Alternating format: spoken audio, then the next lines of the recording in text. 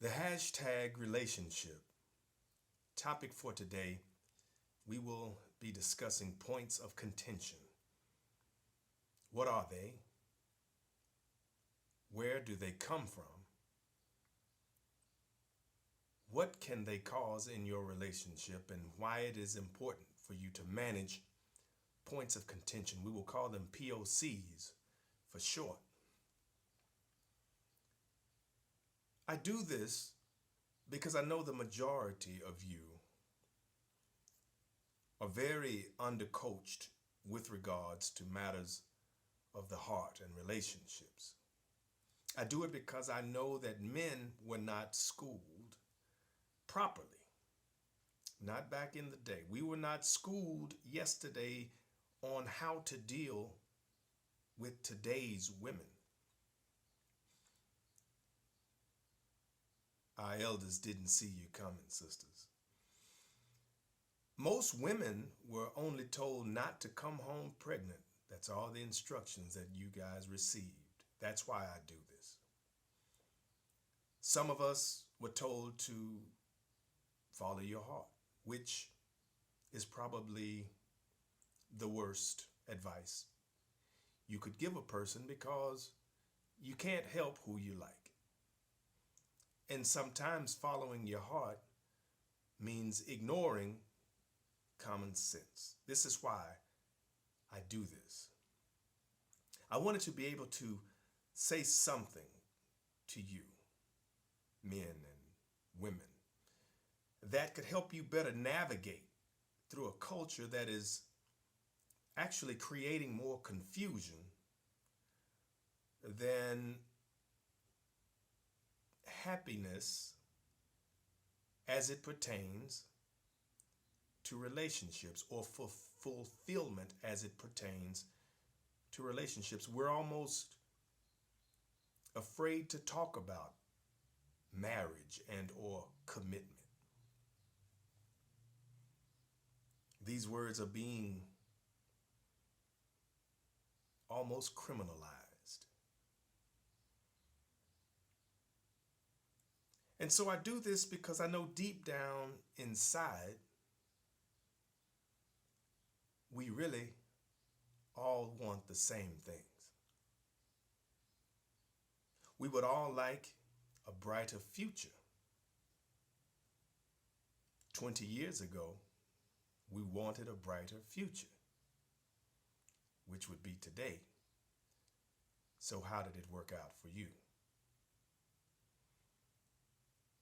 And do you know what will be the most important aspect of a brighter future for you? Well, that would be the decisions that you make today. That's why I do this. I want to put something else on your mind, not only to think about, but to discuss with yourself, your loved ones, and more specifically, the person who you see as your mate. Not just the person you see as your mate today, but in your future, tomorrow. So let's talk about points of contention and where do they come from and how do they affect your future. It's a very important matter because it could make or break any relationship. How you deal with points of contention. A point of contention is basically an act of contending or maintaining a point in a debate or an argument.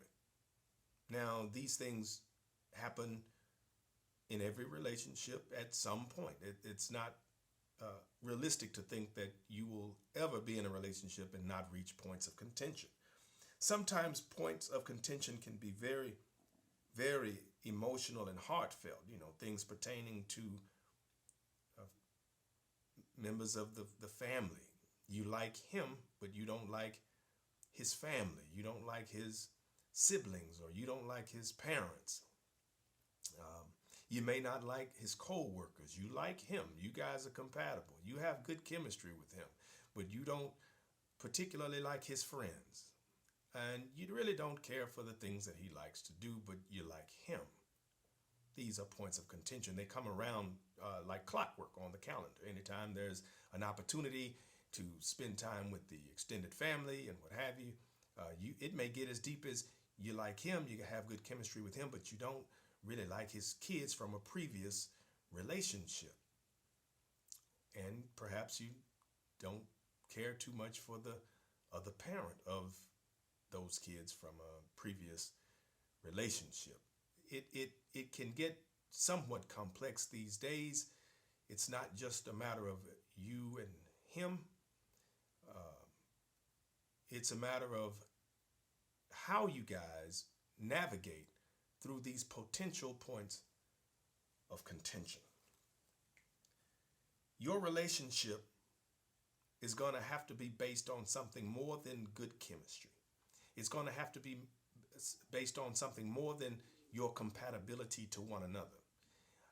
I will submit to you that you're going to want to look down the road and see if commitment to you is in the conversation in your near future, in the next year or the next 5 or the next 10 years, because if he is not going to continue to choose you based on these points of contention that will not go away, then you're going to want to know that sooner than later.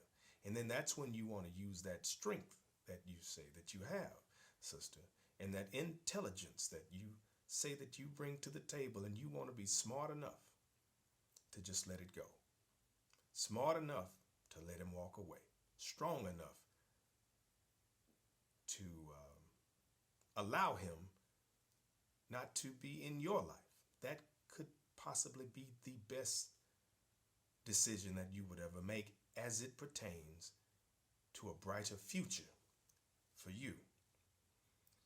Though you are compatible, you will not be able to coexist without a plan to properly manage those points of contention. So before you make the decision, make the plan on how you guys will navigate and negotiate these potential deal-breaking points of contention. Before you decide to hook up, look down the road and try to determine what is the best approach to situations and circumstances that are unavoidable if you guys were to become a couple.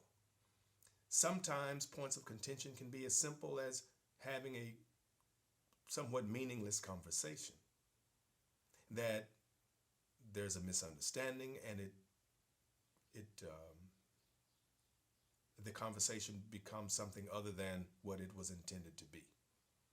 And so at that point, communication becomes a point of contention. So when you meet an individual, a man that you think is interested in you, number one, you want to allow him to choose you, first of all. And we're going to talk about that in part 2 of this series. Points of contention. How does it affect your decisions? How does it affect your overall happiness? How does it affect your future?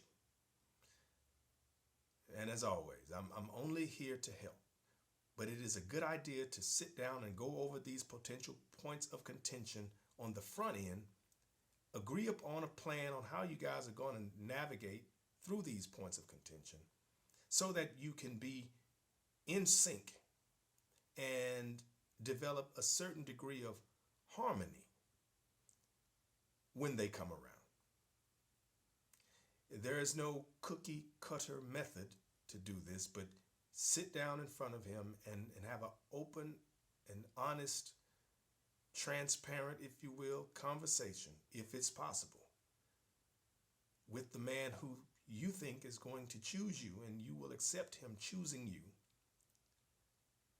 Go over the potential points of contention so that you can practice how you will manage yourself and your relationship when they do arrive, because they will arrive eventually.